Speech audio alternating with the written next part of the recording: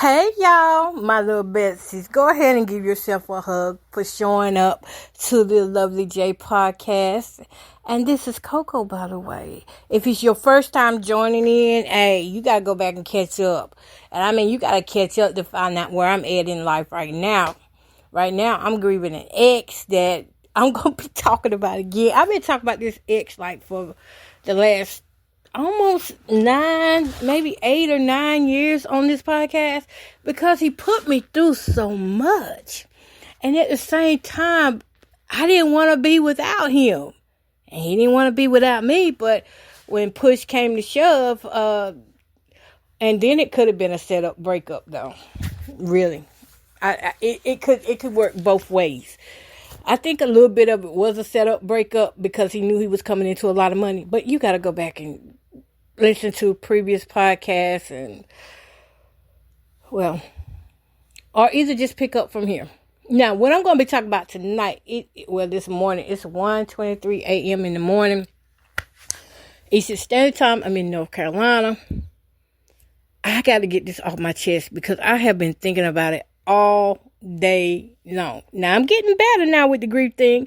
I do have my moments when I cry. I cried a little bit last night, and sometimes I cry a little bit in the morning time. But, you got to think. I was with the man. We was in each other's life 27 years. And 17 of those years, we were together as a couple. And he was narcissistic, had personality disorder. And I had to deal with a lot of that disorder. And it was horrible at times. I mean, it was bad. And I'm not bashing him. I'm just telling y'all what happened with us in the relationship. Because at the end, we forgave. And whether people want to believe that he really forgave me or not, I'm going to tell you, I looked at that man. That man knew he was dying. That man, he forgave me. He knew he was dying. He told me. He said, if you don't let me come back home with you, and you know how they try to make you feel guilty about it. He said, if I don't get to come back home, I'm not going to make it. That's what he told me. And I was like, I don't know what to say because, my reason for leaving was not the cheating. My reason for leaving was because he had a wife. And that's what I come on to talk about. Now, as far as I know, he had 2 wives. I don't know if he had divorced either one of them, to be honest. I don't know. And I was told he would divorce, but when the woman showed up to get him when he got his money, according to her, they were still married. And she still wears his last name to this day. So I don't know. Okay? I really don't know, but I know a wife was involved. And I want to say to the wives, I don't think you listen to my podcast, but I'm just saying this to help me through. And because this ain't going to be long. Well, it might be about 10, 15 minutes. I don't know.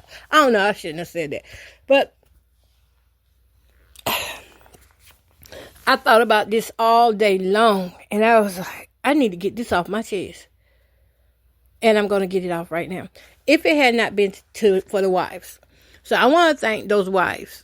Whoever was married to him, just thank you. Because honestly, you being married to him saved my life.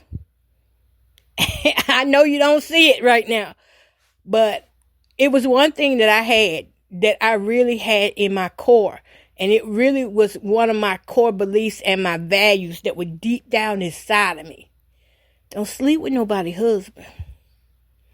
Don't be with nobody's husband because when you get married, you don't want that to happen to you.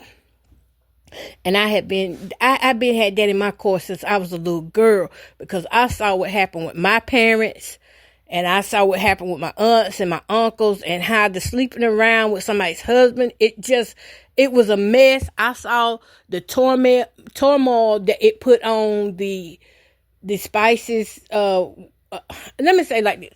Okay, say for instance, like I know people who were doing it, sleeping with somebody else's husband.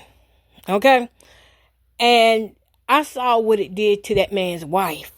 I saw what it did to that man's children. I would never want to put that on anybody else. So when I met Wilson, a.k.a. Rollo, I call him Wilson, by the way, when I be serious with him. I be like, Wilson, Yeah. But when I met Rollo, he told me he was divorced. He said he had been married, but he was divorced. Said he got his divorce while he was in prison.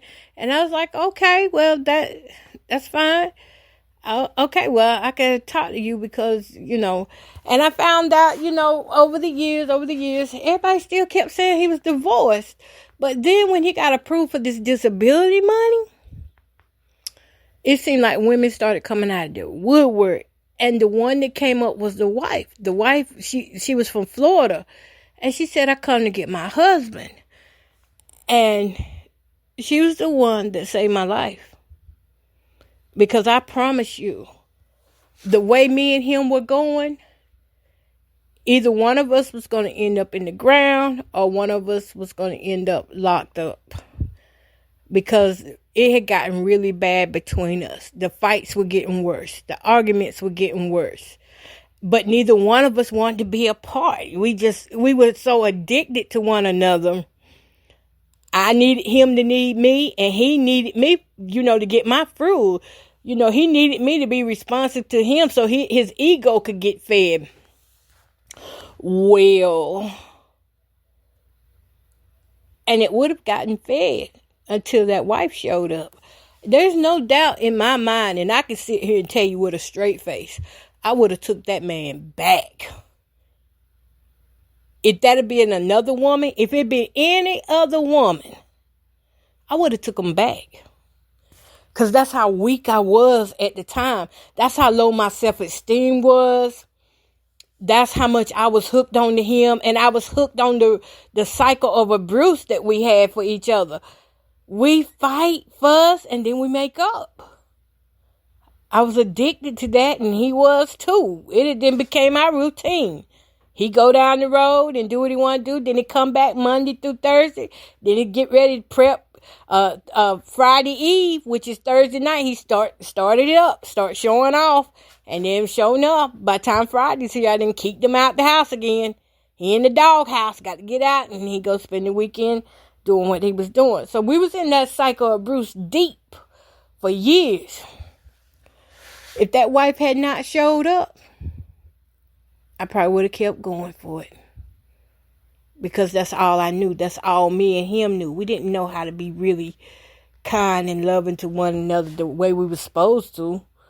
I mean, we were at times, but it was short-lived. It's not like it lasted. It might last long as breakfast. Long as we eating breakfast, we might be nice to each other. Or if he's eating and I'm eating, we might be nice to each other. Or maybe we sit and watch a movie or a football game. But then as soon as that football game gets toward the end, we're back at each other's throat. If that woman had not showed up when she did, that man would have still been right here. This would have still been his residence, but he would have still been running the streets. That's how it would have been. And that's why I thank God for the wife stepping up and just being honest about the thing. I thank God for it. I had no idea that he was still married. And I'm trying not to beat myself up for it. Because I was young when I got with him.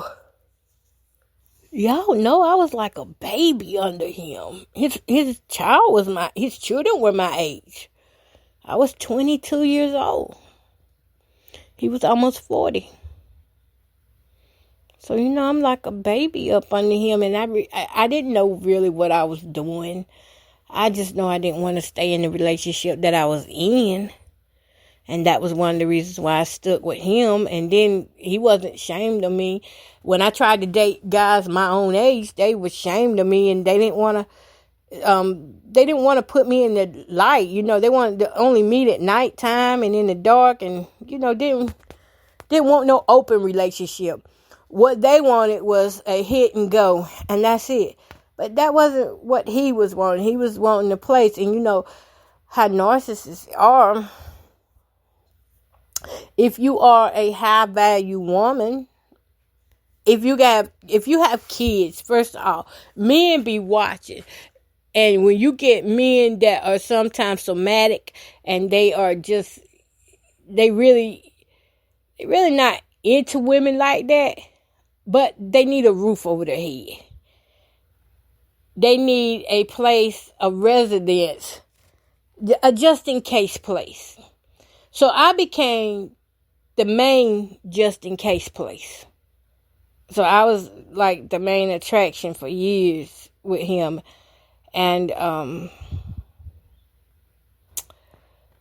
like I said, I was the main for a long time until, I mean, he was out there doing his thing. But when that money came, he showing up went a fool, and I just couldn't do it. But then that's when all these women started coming out the woodwork. I mean, it was at one time, in like the same week, there was like 5 different sets of women looking for him. And I'm there like, what is going on? And I'm serious. It was 5 different sets of women. For 2-3 weekends straight. In the month of October 2013. We're still together during this time. We're still together.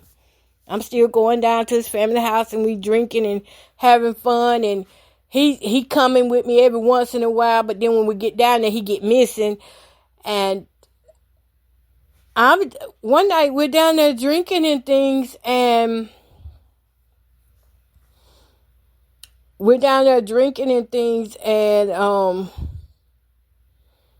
that's when one of the women starts coming up, and she's like, Rollo, you know what you're supposed to do for me?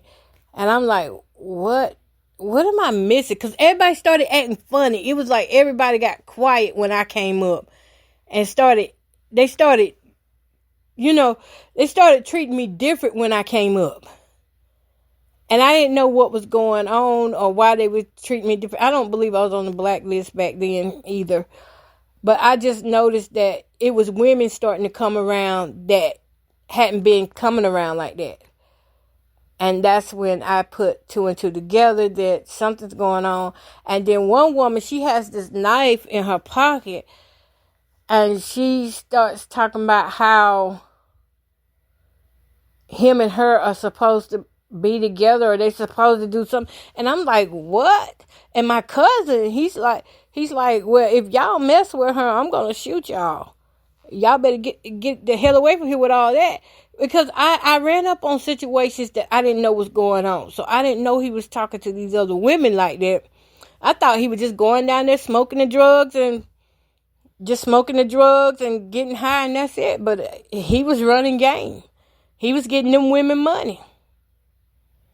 And he was probably smoking it up. See, I didn't know that his addiction too had got that bad. Whatever demons had a hold of him, the addiction got really bad and bad. It just grew each year. It got worse and worse and worse. And I didn't know that he would tell me that he wasn't smoking that much and that he don't do nothing but drink and smoke a little weed, and that's it. He was saying that so that I wouldn't break up with him.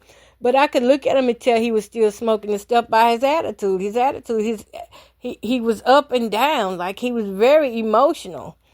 And on the times when he would be nice to me, it wouldn't last long. He couldn't stand to look at me. Toward the end, when he really got to hitting hard, when we were still together in the relationship, I could look at him and see the hate in his eyes.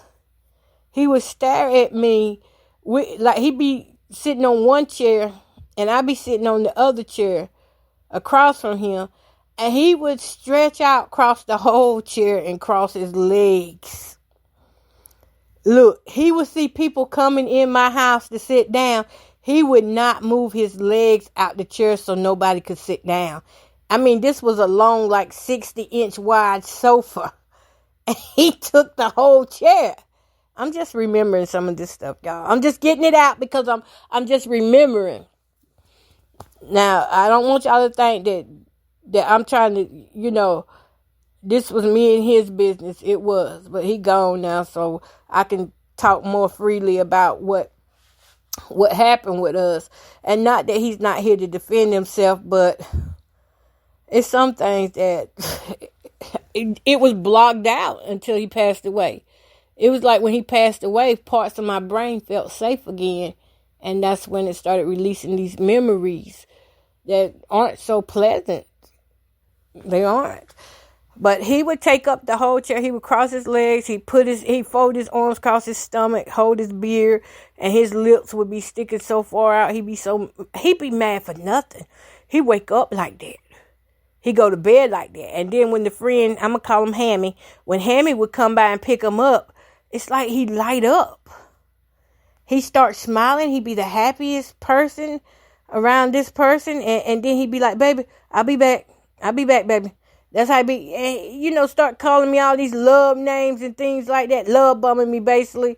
But just a while ago, you wasn't even talking to me. If I say something, you just sit there. Wouldn't even talk to me. But it got that bad toward the end. It was so bad. He was telling people that I was doing things to him and wouldn't let him do this, wouldn't let him do that. He just basically felt like I was controlling. And I'm going to tell you right now, I was controlling to a certain degree because I was not finna let him take me or my home down any further. My home was stripped. By the time he left from here, I had nothing on my walls. Nothing. No, I had whatnots. I have nothing. I had elephant designs. I just threw away some of my tiger designs because I said, I do not want to deal with that anymore. Anything that was left here from any of the relationships I had, and I had 2 different guys live here with me over the last 30-some years, but anything that was left, I don't want it. I don't want it. I want to be free. And whoever the wife was freed me. Because if that wife had not showed up, it was people still talking to us. The Mr. Charlies, they were still getting in our ears saying, y'all love each other. Now y'all ought to go on and do right by each other. Rollo, you go on home back to her.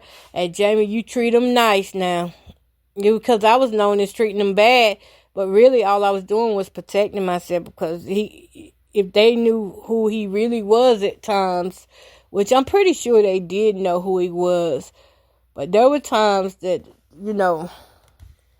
I couldn't handle him like that. And the only way that I could handle him was like, get out, just go do what you want to do. That's what I finally got what I was telling him. I said, go do what you want to do. It got so bad. I was like, well, I'm not going to have sex with you. So if you want some, go get it somewhere else. That's how bad it got. My mind was fed up. I was already emotionally numbing out and detaching to a certain degree because it was too much. These women, these drugs. Here I am. I'm a recovering addict too. I'm trying to stay sober. I'm trying. At this time, I'm an alcoholic, but I'm a recovering drug addict. I'm not trying to use drugs. I'm not trying to pop pills. I'm not even trying to be on any anxiety medications. That's how bad it was. I'm not trying to be on any of those things. But with him,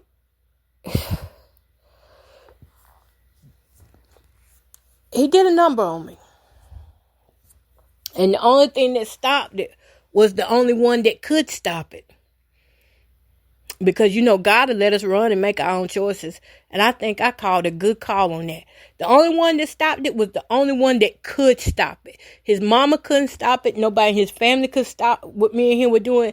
And they would tell me things. And even what they would tell me could not stop, what we had going on.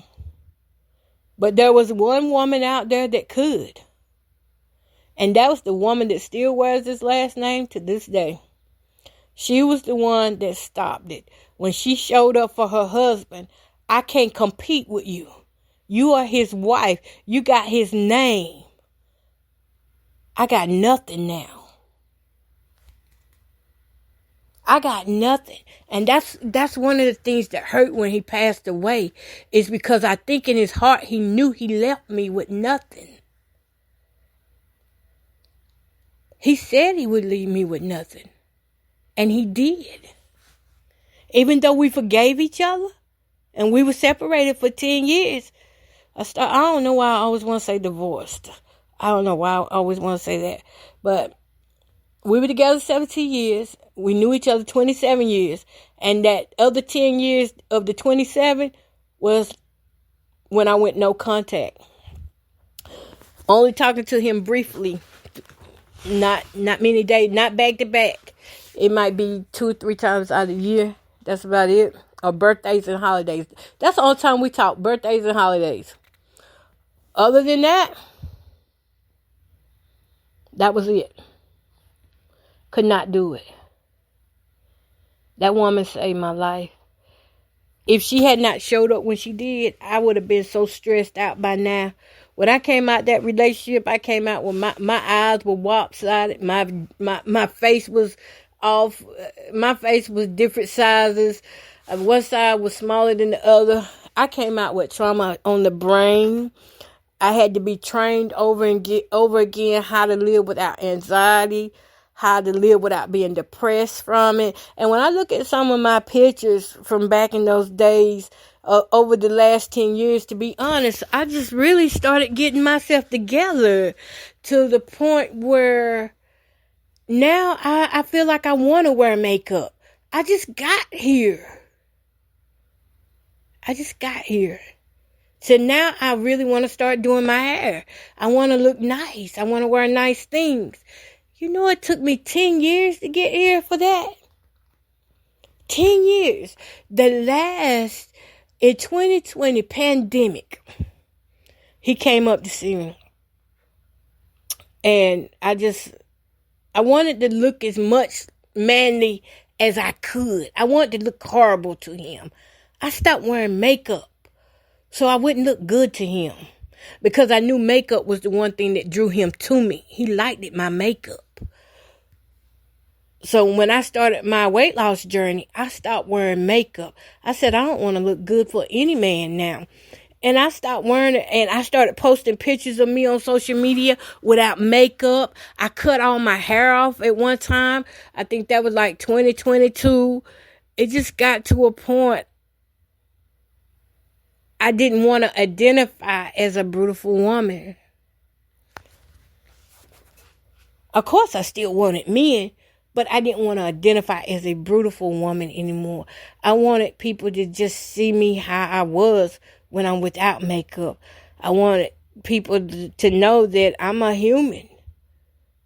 And I don't want to be this beautiful girl anymore, because every time I'm beautiful to somebody, they hurt me. Every person I've ever been beautiful to, they hurt me. Men that call me beautiful, they hurt me. Women that call me beautiful, they hurt me. They found some kind of way to turn what should have been a positive comment or compliment into something negative. So, of course, by now in 2020, when I'm finally coming out of this fog, I've been away from him now almost probably like 4 years. I really didn't stop talking to him like that until about, I say, we weren't a couple, but well, how can I say it? I acknowledged that I was done with the relationship. He never acknowledged that he was done with the relationship. So I knew in my head that he was probably still thinking that we can just pick back up from where we left off. But to me, I knew I was done, but I didn't know I was done. And by 2020, I'm fed up. He's not acting right. He never tried to act right. He didn't try to fight for me or anything. So I know everything he done was intentional. He didn't want to be in the relationship. Or he wanted the relationship, but he wanted to still do whatever he wanted to do. That's the best way to put it. So he didn't try to fight for our relationship. He didn't try to ever straighten up. He just wanted to be Rollo. And I accepted. He just wanted to be Rollo. And I just wanted to be Jamie. By this time, everybody's knowing me as Coco now, because I'm doing radio and all this other stuff. And He's still driving up and things, but we're not having deep conversations. It's just like, hey, how you doing? You need anything? And, now you ask me, do I need anything? When you almost broke and you had all this money, you did not help me. My lights almost got cut off. I was left in debt on cash advance places. I was on loans for things we did together. But then when you got your money, you left me by myself. And I had to figure out what was next for me. Do y'all know how hungry I went? It's on this podcast.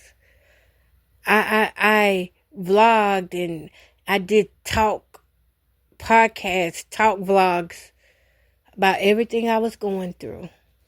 I suffered. I didn't suffer bad as he did now. He suffered. He suffered worse than I did, but I didn't suffer like he did, but there was some suffering. I was hungry. I had to go without food because I had to pay these bills. If I would not have paid these bills, I was standing the risk of losing things like my car. I did lose my car for 6 years. That's one reason, too, why he never got to see me, too, because I didn't have transportation. But he had a car. And he would come and tell me that he was going to pay somebody to fix my water. I just got my water fixed in my kitchen. I could cry about this because I've been waiting. See, people don't know what I had to really go through. When he left,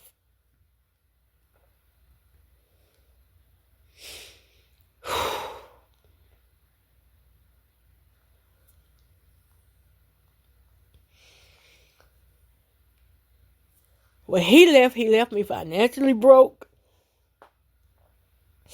And he left my home in a mess. And maybe a lot of this crying I've been doing is because I'm angry. And even though we forgave,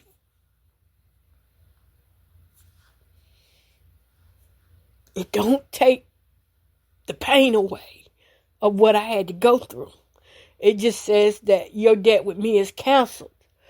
But I still felt that pain. I wrote a book. I was so hungry. I wrote a book about how hungry I was.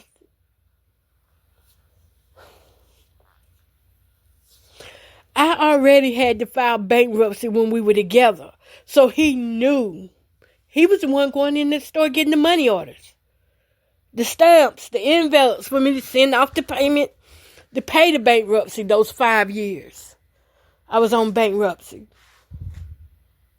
And I know I didn't expect to be like this, but see, each day that my brain is starting to feel safe now without him, and it's releasing these things to me that I had buried. I did suffer. When he left, the first 4 years, I didn't have any water at all. Not in the bathroom. Not in the kitchen. Had to tote jugs and buckets. The floors were messed up. The floor's still messed up. Part of it. The cabinet were rotten. Mold was everywhere. It was so much for me to do. I just shut down. I did nothing. I couldn't do anything. My mind it didn't let me. I couldn't handle it. I ate one piece of bread and water for dinner one night. And even though people were giving me food, I couldn't trust it. I couldn't trust it, so I didn't eat it. Now, some will call me foolish, but if you know like I know, you know like I know, that you can't eat everything from everybody. It got to a point one time I was on the Daniel fast. I was so heartbroken, so sick with despair, and I had so much hate in me. I had anger in me. And I feel like I'm still mad.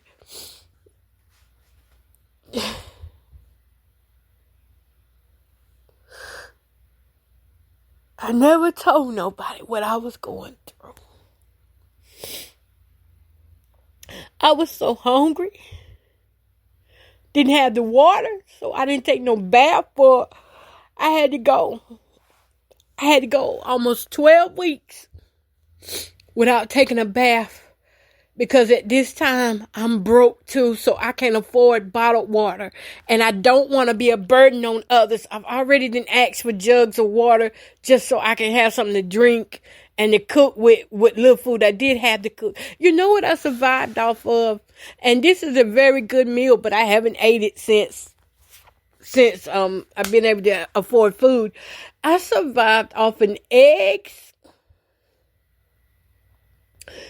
and French's green beans. It was from the church.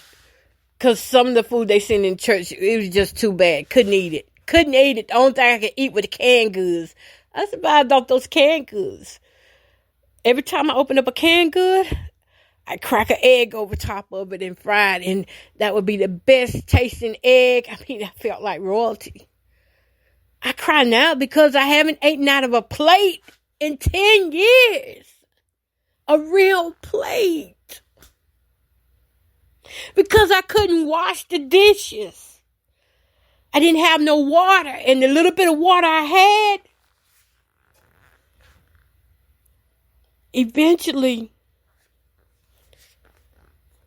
I had to start using it to take a bath. Now, sometimes I was on the road.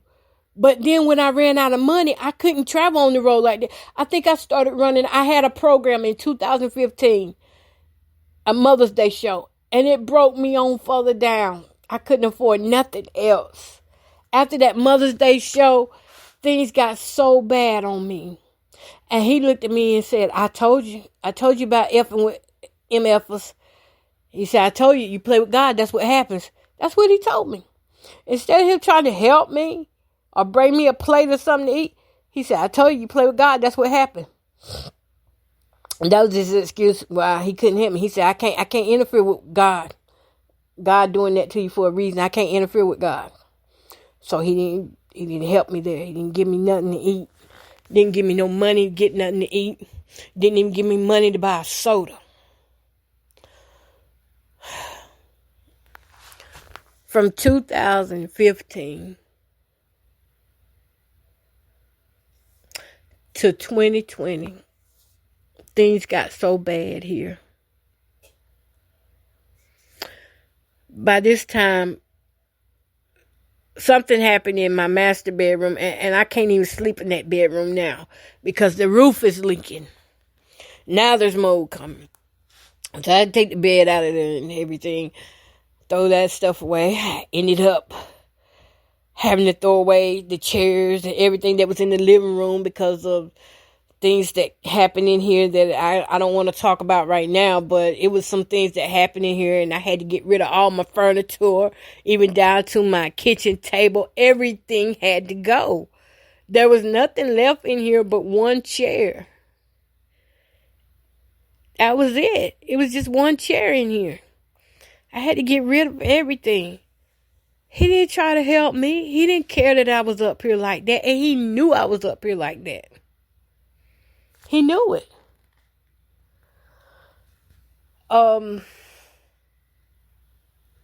So I'm still not eating anything. Now I'm like, I need supplements because I go to the doctor and I'm malnourished. As big as I was malnourished in 2015, 2016, 2017. I created a plan with the money I had to pay off those bills. And in the process, that only left room for me to eat beans and rice if I could get it, and eggs. And that's what I survived off of until, like, it'd be some days I wouldn't even have that. And that's what I was eating off of, repeated meals. Beans, rice, and eggs. I didn't have little Debbie cakes and bags of chips because I couldn't afford it. I was trying to get out of debt. Them bills were kicking me. Them student loans that then started taking them out of my Social Security retirement money. It was a lot going on. And I was by myself. All I could do was lay in that room. All I slept on, by this time I'm sleeping in my son's room. I didn't move to his room out of my bedroom. And I'm sleeping in my son's room in this small twin bed. I'm laying there day and night. I can't even move. I can't even get myself to get up and go to a program. Any programs, I think 2015 may have been the last time that I really was attending quartet programs like that. 2015 and part of 2016. After all that, I wasn't going like I was in the beginning when I first started out. Like that momentum had calmed down. I couldn't afford, one thing I kept on was my podcast because that went for $20 a month and my phone. That was something I kept on. But for the most part, I couldn't afford gas. It got where I couldn't afford gas to go to these programs. I couldn't afford the tickets to get into these programs. If the people having the program did not give me a ticket or I didn't work behind the scenes with them, I worked behind a lot of scenes so that I could be able to get in. If that didn't, so I could get in free. If that didn't happen, I didn't attend. And I played it off good because I looked it pretty good as I was going to these places. But the whole time on the inside, I'm dealing with this breakup that I'm not dealing with, that is just tearing me up. And on top of that, I'm in a situationship with that guy. Well, he's buying my medicines, though. I can't complain about it because if it wasn't for him buying my medicines the last 8 years, I probably wouldn't have had the medicines. So he did make sure that I had medicine. And he made sure that, I know how he was too, but he was a healthy way for me to talk, tell some things that were going on. But I did have my own way of suffering. So by the time, 2020 is here and I'm finally deciding, you know what, I'm just letting everything go. From 2016 to 2020, I paid on so much stuff until my bills were paid completely off. It was a suffering moment, but it was a good suffering because I got a lot out of that experience and I learned a lot about him. I learned that he really just didn't, everything he did, it had to be for show. And if it wasn't for show, he wasn't going to do anything at all for me. And then even when it was for show, he'd be like, okay, I'll go get you this. And he wouldn't come back. Again, trying to have my hopes up high, thinking that he going to buy me something and he don't, which I knew he won't. So he wouldn't even buy me a soda. I can't even name one time he brought me a soda in the relationship. I really can't. I didn't have it made like the way people thought I did. And when he did spoil me, I saw a thing that said, he only spoiling you because it's with your own money. And my daddy told me that all the time. And that just hurt my feelings even worse. When my daddy would tell me that he was living and he was up in his upper 80s. And he was like, he said he'll cook if you buy the grocery. I mean, I was like, dang, how they know so much about my private life? Because I was never telling them. I never told them how that was, that I was paying for things. So whoever told them all that, you ain't hitting on nothing. Your life probably still miserable right now. Because I took a lot of heat from my parents for that. And that's the time I was needing support and guidance. And instead, I got condemned and criticized while I'm still getting beat down by the things that we're going through as a couple. Anyways, thank God the wife came. Thank God she showed up. If she had not showed up, I would still have been in a relationship with him. That was the only thing really sobered me up more than anything was whenever they said his wife is back. And I'm like, his wife? And everybody's looking at my face to see my expression, and I couldn't do nothing. I couldn't do nothing. He belonged to her. She belonged to him. They were married. Wasn't nothing I could do. Just went out that back door and got in my car. Came home. I wanted to do something. I headed back down that road to do something and got turned around. I told y'all one day I'm going to drive down there and take a picture of the turning point, what changed my life. But out of all that, like I said, I was just angry at all of this that's going on. Just a lot of anger. And I did have a lot of hate. And I had to work that hate up out of me. 2020 was my year to work all that stuff out. And I did. I learned to start showing up for myself. And that's probably the year when I really stopped depending on him to come help me with the water and all that. And so I did suffer in my own way. I didn't have water yesterday, Sunday. Well, it's Tuesday now. But Sunday, August 31st, 2025, was the first time I've had water in my kitchen since around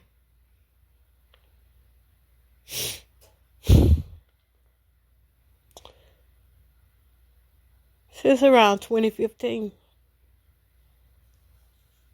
I couldn't even afford to get nobody in here to fix my water. And I didn't even have running water in my home until it may have been 2020. And that was only in the bathroom. Everything I did, I had to get water out the bathroom to do it. So I was always buying bottled water. And now that I got this kitchen water working, now I'm going to stop buying the bottled water and just use the kitchen faucet like it's intended to be used. And I'm thankful my son came and he fixed it for me. But y'all know sometimes people make you suffer because they don't like you. And it be the people we love. It be the ones we love that we would give the shirt off our backs. It be the one we done threw down for. We done fought for. We done stood people up and down that's not how they are. We done took up for them, but we done took up for them behind closed doors when people put them down and they didn't even know we were taking up for them because we were being straight up true friends. But they wouldn't do that for us. They wouldn't do that for us. By now, you know what? They would talk so much junk about us and put us down and belittle us. But I'm going to tell somebody, keep being the good person you are, because it was my relationship with God that made me realize the only reason why I was acting out was because I was looking for love in all the wrong places.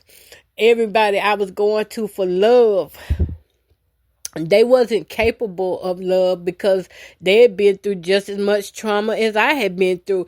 And that's another reason too why I hung in there with him, because I could see what he was dealing with. I could see. And for a moment, I helped him to tame some of those thoughts and feelings that he was going through. But it was when he came into his own money. It's a different story when you helping somebody with your stuff and they don't have anything coming in. Of course, they're going to be nice and humble. They don't want to mess up. They don't want to lose that financial support. But then once they get their own money and they get on their own 2 feet,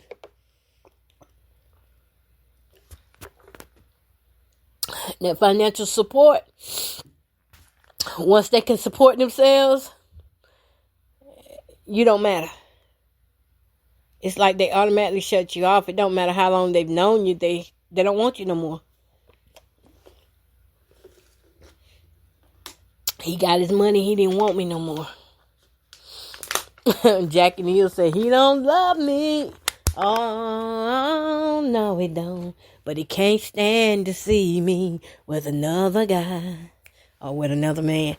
And that was a true song. He didn't love me enough to take care of me or to stay with me, but he also didn't want to see me with another man.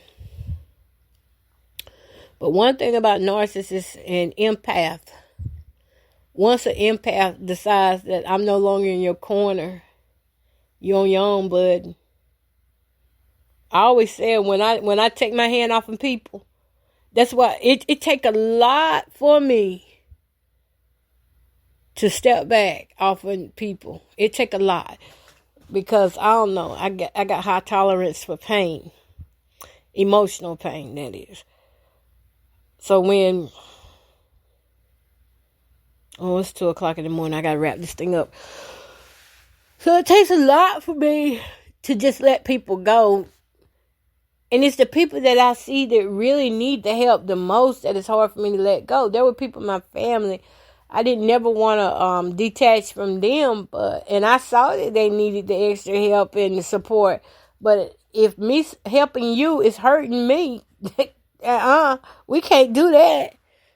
So the wife saved me. That's how his wife saved me from any further self-damage I was doing to myself, thinking that he was going to do right.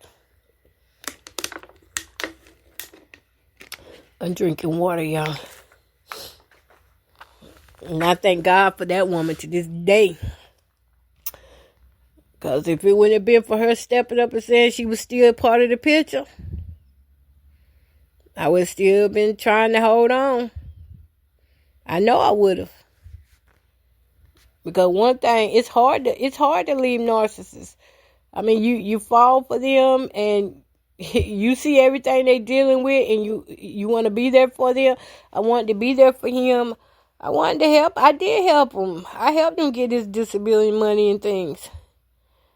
I even took him to his appointments.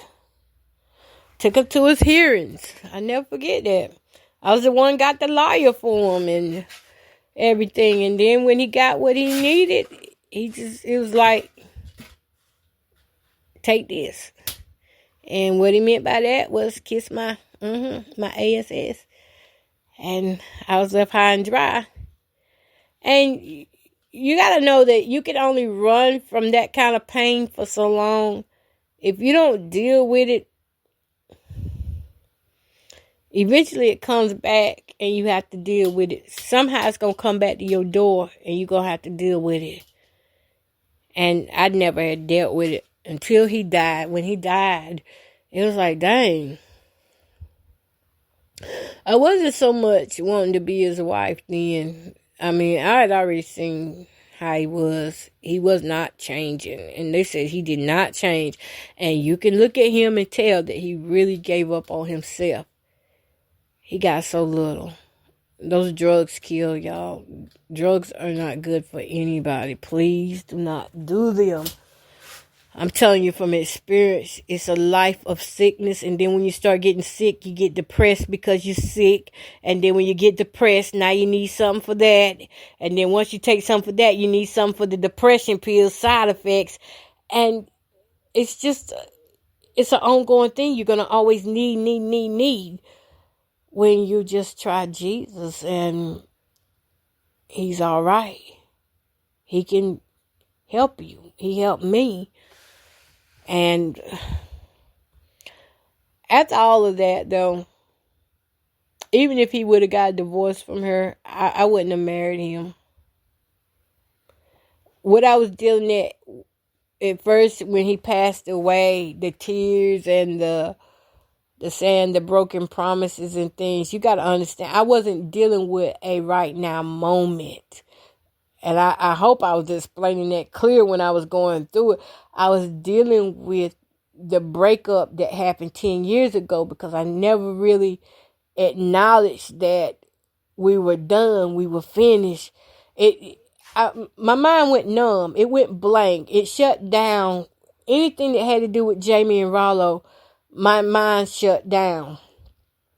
I didn't even let, people would come talk to me about him. I said, don't do that. Don't talk to me about him.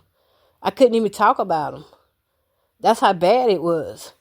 And we didn't forgive each other until 2020. So think about the years before then when people were seeing me and they was like, Jamie, you and Rollo need to get back together, And they were trying to, talk it back into existence, but I could not do it. So even if the wife had not shown up, I don't think we would have been married. We still wouldn't have been married because he wasn't there. That wasn't who he had become. After that night, I heard that phone call with him and that woman. It was somebody totally different. I never got my original Rollo back.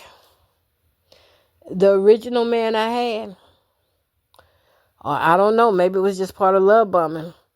But the original man I had who showed himself as a protector, as a provider, I never got that man back. And I don't know why. I should have thought about that. The food he was bringing me was his mama's food. And I didn't think about that till now. So I was looking at this man as a man who really cared. And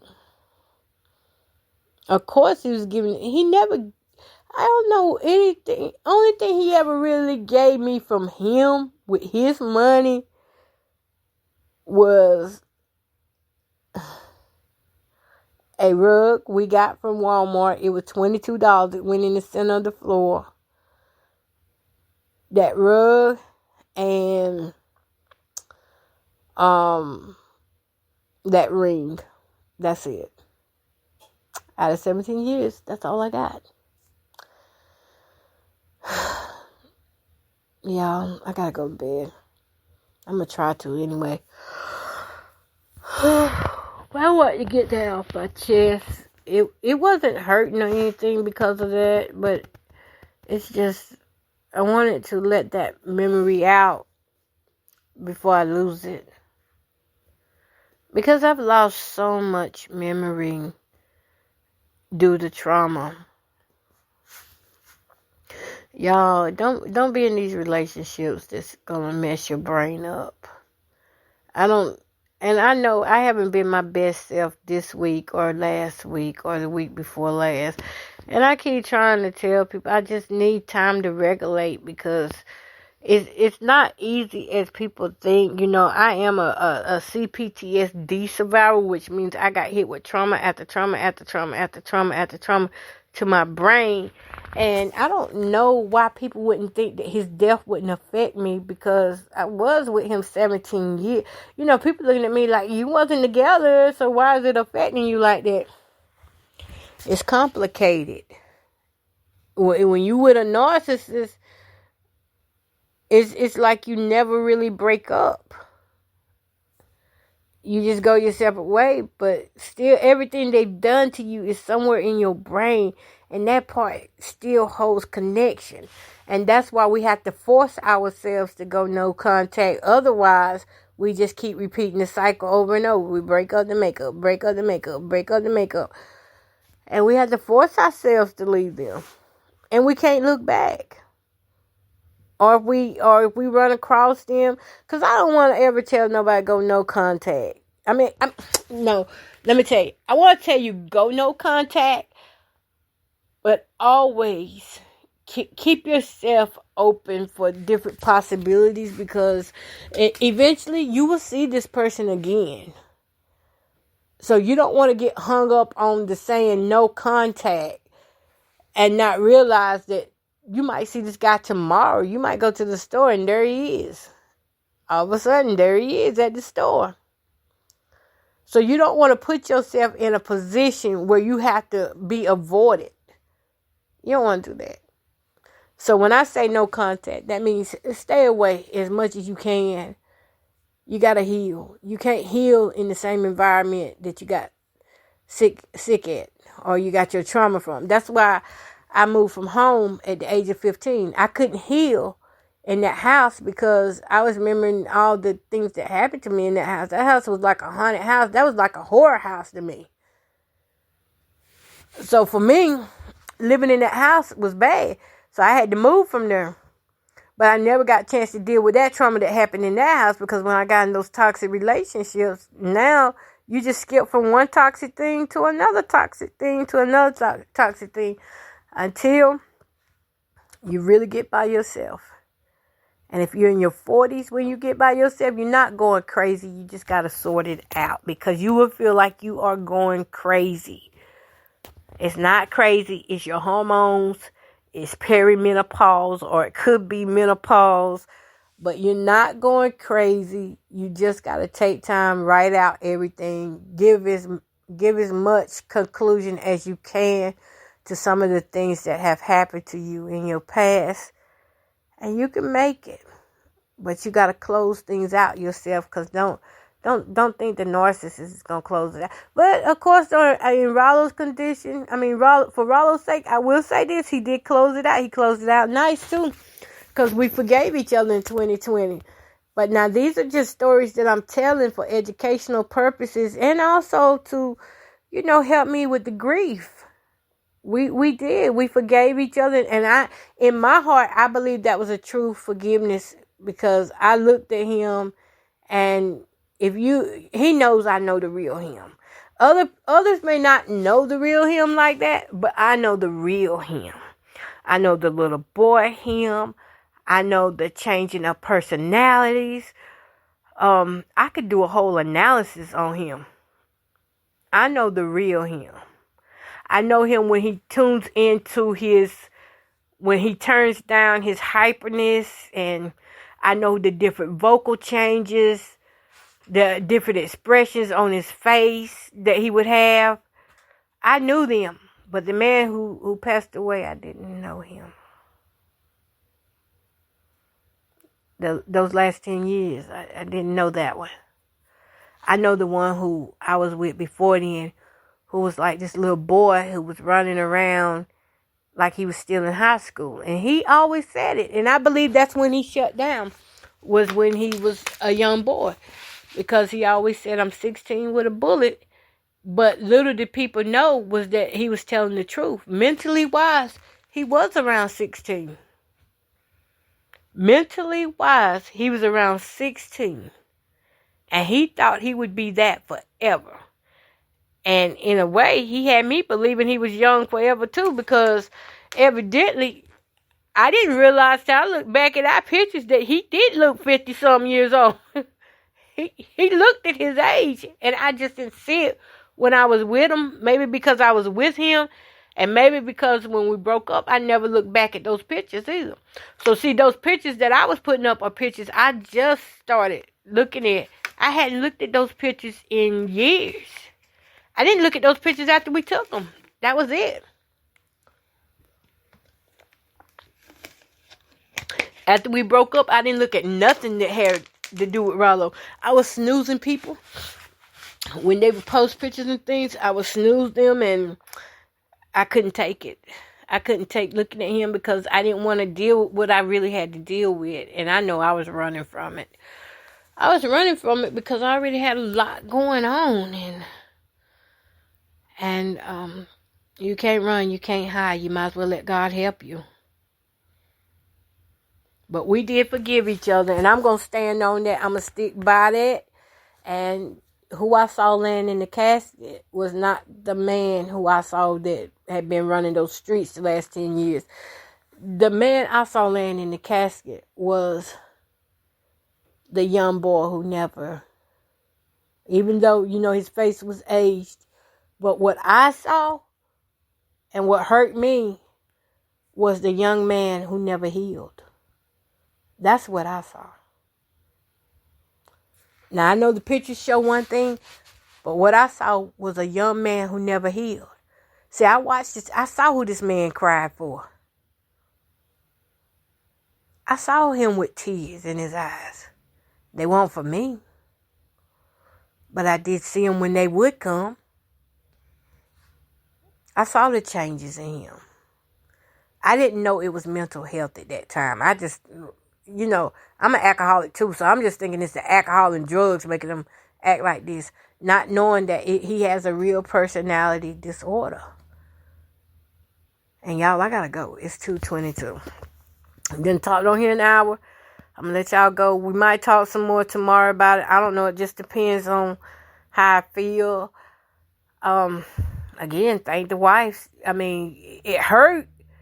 And this saying, before I go, it was a saying that I heard the preacher say this morning, because I've been listening to preaching and things.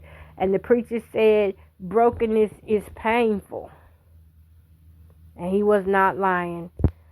It did break me to hear that he still had a wife, that they was not divorced. It wasn't an ex-wife or anything. They weren't separated. It was a wife that had been in prison and got out, and she come for a man. Brokenness is painful, and it takes discipline. That's what that preacher said. And all of that is true. Your brokenness is painful, but you best believe if you discipline yourself in that brokenness with the word of God, you're going to come out on the better side of things. And you're going to see how it did work out for your good. Because if the wife had not showed up, I wouldn't have got my freedom papers from him. I wouldn't have been free. I wouldn't have been free physically. And I didn't get free emotionally until he passed away. But physically wise, I got free. But the emotional side of freedom didn't happen until he passed away. That's when I heard that voice say, "It is finished." And I was like, what? And that's when I saw that he had passed away. And now it's making more and more sense to me. The more I release, the more I talk about it.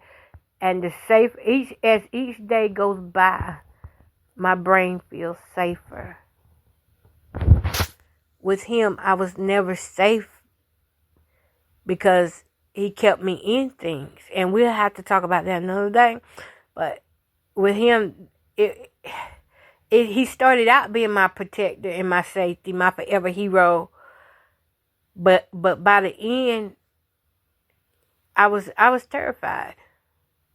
I was terrified of what's next. Who's going to try to fight me now over him? We'll have to talk about that. Yeah. Peace, love, and happiness. Thanks, y'all, for tuning in, listening to Lovely J Podcast. Go on over to the TikTok and follow me at Jamie the Advocate. That's why I advocate for women like me who have been through narcissistic abuse, verbal abuse, physical abuse, sexual abuse. Hey, I'm here for you. We're going to talk about this thing. Domestic violence, whatever you've been through, God has a way of escape for you.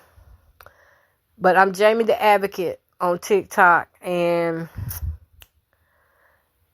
check out my showcase. I got some nice items in there, products in there.